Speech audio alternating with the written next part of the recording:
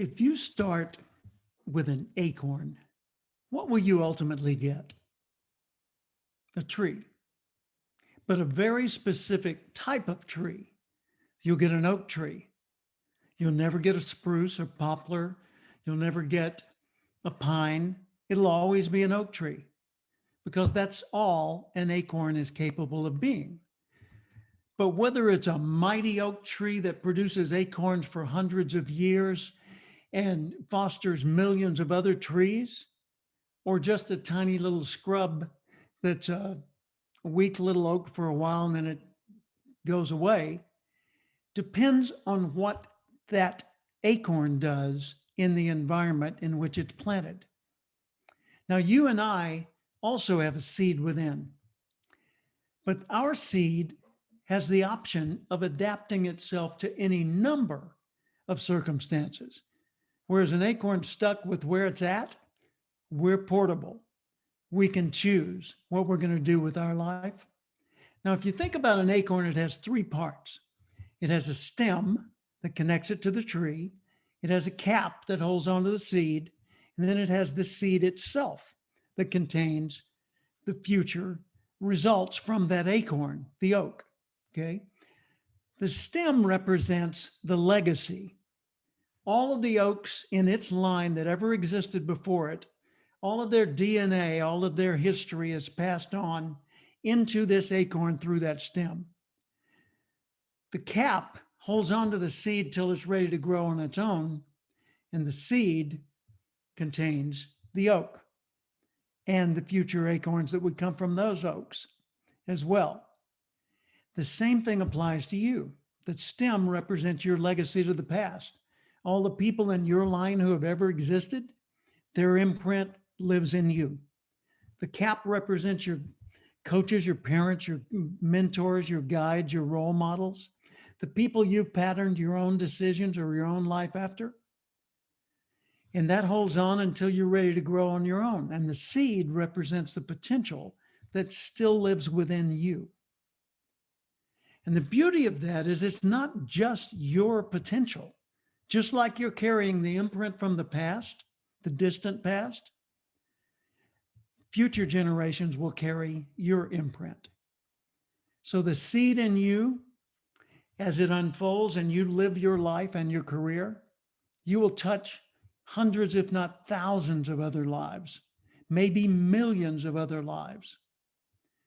And the imprint you leave on them carries on through the ages. So we have an opportunity and a responsibility. And I think that's well worth giving some serious thought to. I wrote a book called The Acorn Principle. And the Acorn Principle is this: the seed of your future success already lives within you. So nurture your nature.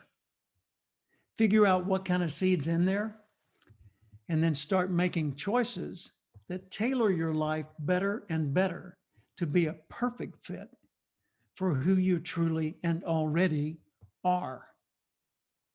So I believe every one of us is designed to be highly successful at something, or maybe many things, but not all things.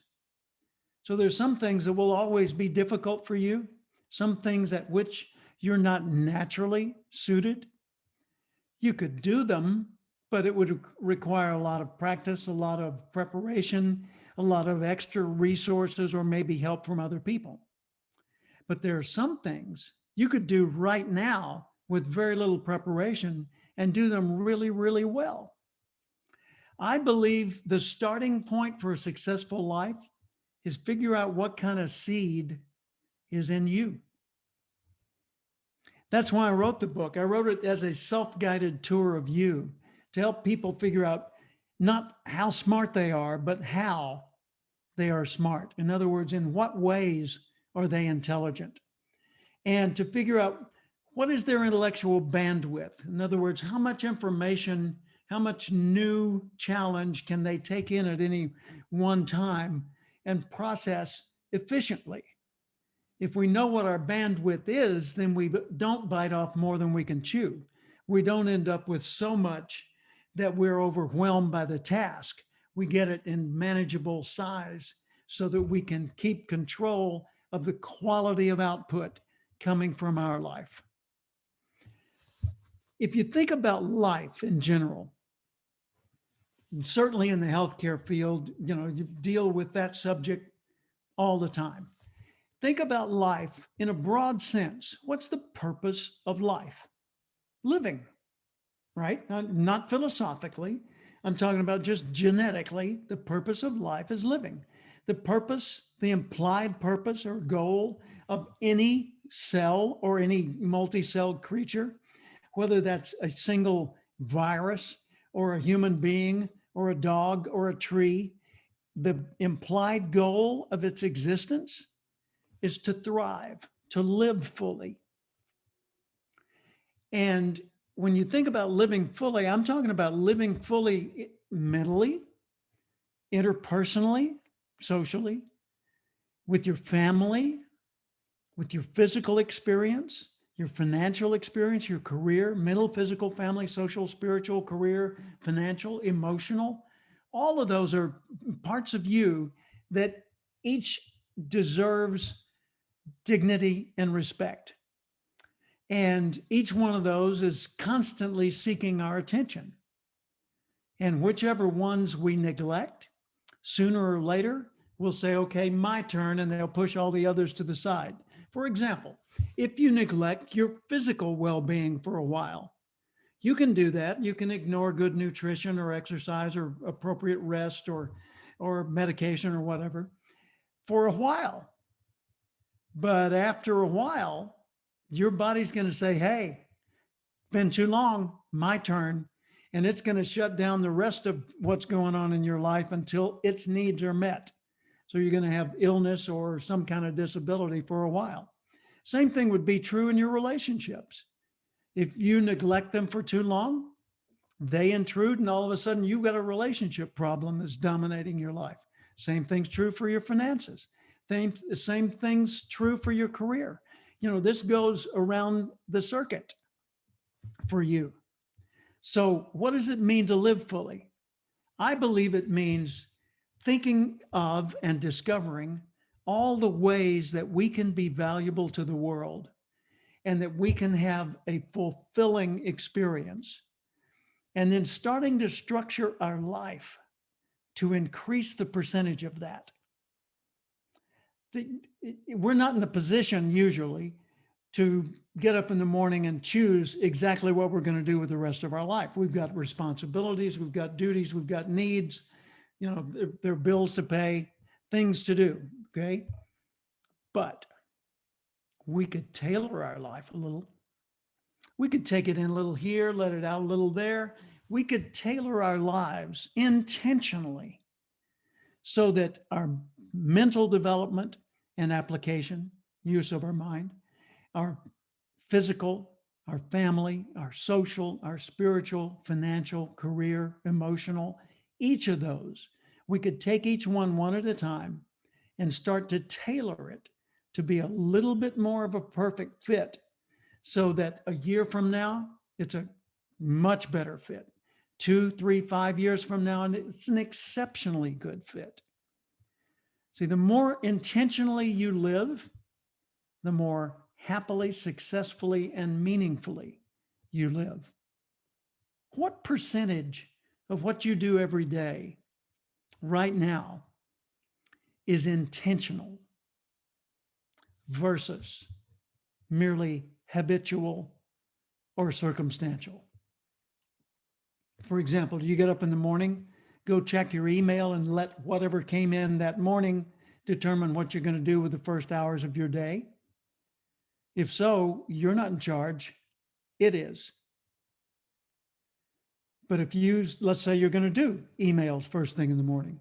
If you get up in the morning, you scan through the emails in the list, and you've already got in mind some things you want to get done, then you address the ones that relate to that, and the rest of them wait or don't get handled at all if they're not important, right? Like my friend, Dr. John Lee, taught me years ago. He's a time management expert. He said, look at what you've got on your list of things to do today, all the things that are stacked up, the paperwork on your desk, the emails in your inbox, etc. And go through the 4 Ds of time management. 1, drop. What on this list or in this stack could I drop entirely, never ever get to it, and not have to worry because it doesn't matter that much? Number 2, what can I delay? What is there in this that I know I'm going to have to get to, but now's not a good time or not the best time? It'll wait.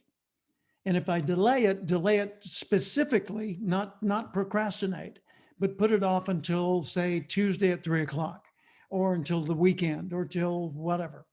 But delay it intelligently.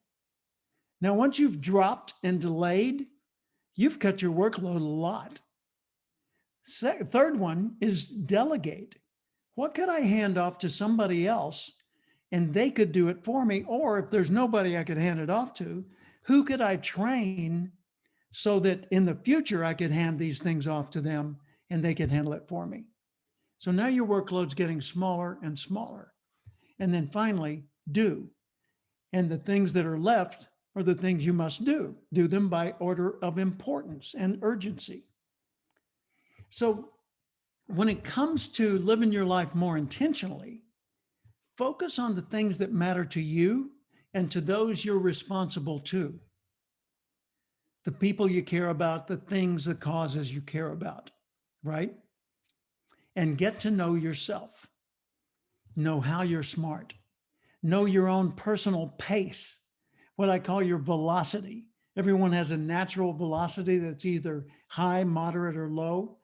And if you're a lower velocity person, you don't like big challenges. You prefer to work on a team or work with other people or work on smaller parts of a challenge. If you're a moderate velocity person, you take on moderate challenges. But a high velocity person feels like they absolutely are not complete if they don't have a big challenge to face. Like in my family, my wife has lower velocity, and so she might set a goal to have China, and I might set a goal to have China, but I have higher velocity. Well, what's the difference? In her case, that's dinnerware. In my case, it's real estate. In other words, if I set a goal, it's going to be a huge goal because I love big dreams and big challenges. It vitalizes me. Okay. So think about your own velocity, high, moderate, or low, and start tailoring your life to fit your velocity and your intellect and your values, the things you care about most. You see, when we intentionally design the life that fits who we are, everything we do in that life is done with more value, it's done with more meaning, and we get a greater sense of fulfillment in doing it. I remember years ago, I was working at the urban renewal agency in Little Rock, Arkansas, called the Little Rock Housing Authority. I was in my 20s. I had no college degree, no money in the bank. I was making $525 a month. I was newly married with a baby at home and overweight and out of shape. And I wanted a meaningful life, but I didn't know how to do it. And I certainly didn't have the resources to do it. And I heard a man on the radio, Earl Nightingale, who was called the Dean of Personal Motivation at that time.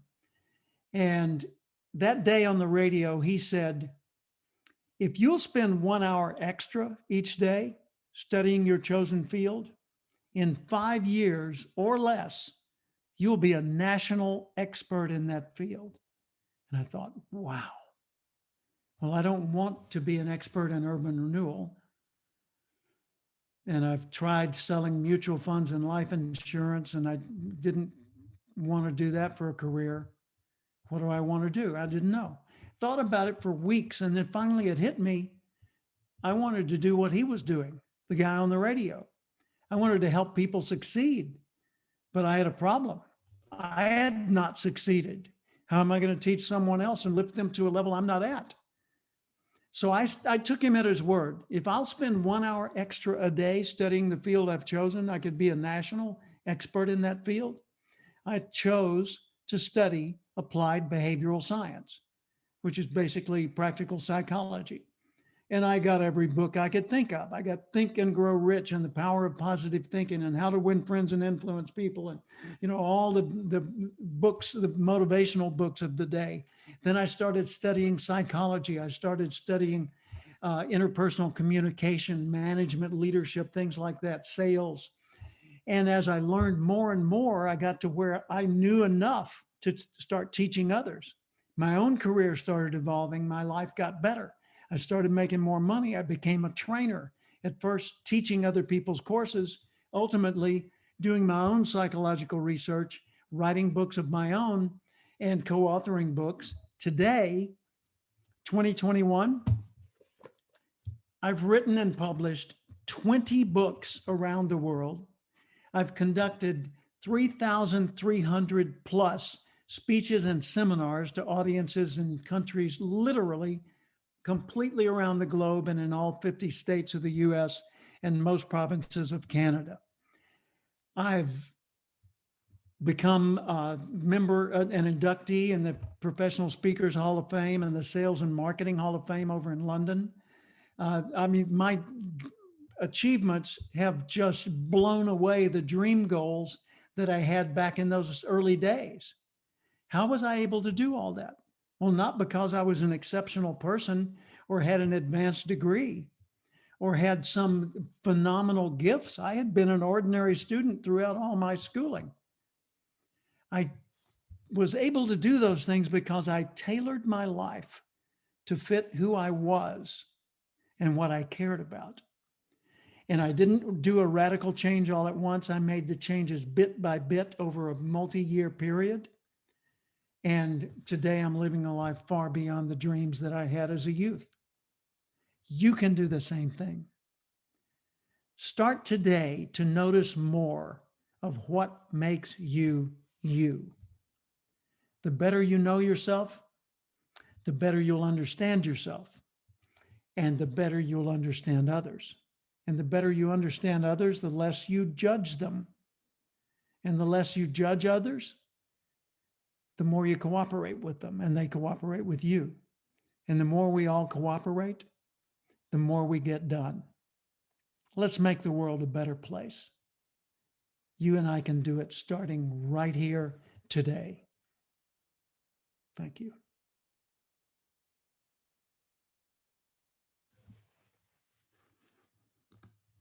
Done.